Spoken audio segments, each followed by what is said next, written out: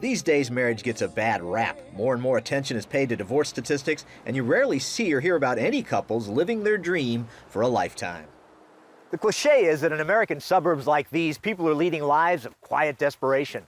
But the fact is, many are not desperate at all, and they're living in really happy marriages that will last a lifetime.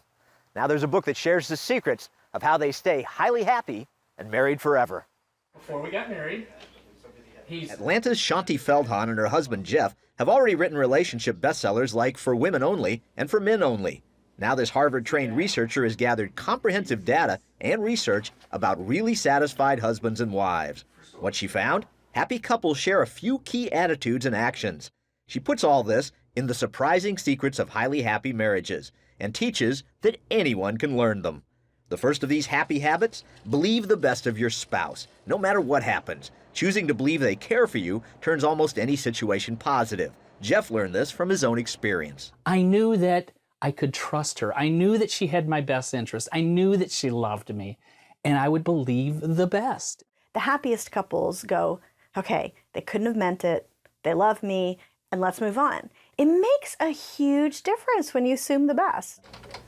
Shaunti's research includes Kim and Sabrina Moore. They personify another of those traits that bring long-term joy. They went all in. There's no escape route or any thought of the D word, divorce. They don't keep secret cash accounts in case the relationship crumbles. And Kim describes the results of not going all in. Death, because it creates a wedge, and God has designed it for it to be complete intimacy. And you can't have intimacy if you have hidden pockets, things you're holding and hiding from each other. Sabrina credits going all in for their 27-year union. I believe that we are happier now than we've ever been. And don't forget the little things. Thank your husband. Let him know you appreciate his efforts. Saying it to a guy, that is his equivalent of I love you.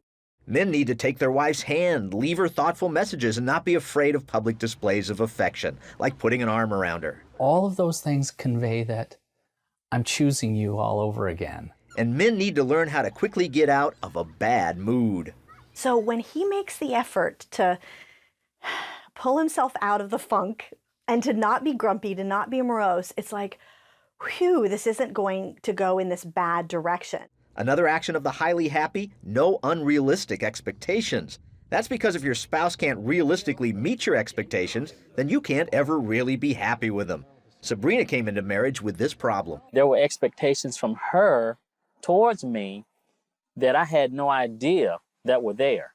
So there was resentment that began to build up because she said, he should know this, and I didn't. And there would be this wedge and this wall between us that he couldn't comprehend, and I couldn't comprehend that he couldn't comprehend. So your expectations have to change coming into this thing. Shaunti says the research proves without a doubt the homes that practice the habits and attitudes highlighted in her book will be joy-filled. Struggling couples can use them to turn their marriages around.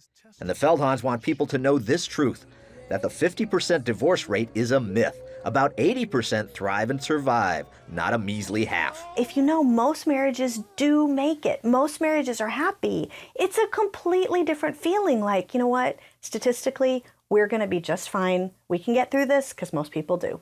So the facts show the reality is you have no reason to be fatalistic. Every couple has it in their power to make their marriage one that could truly be called highly happy.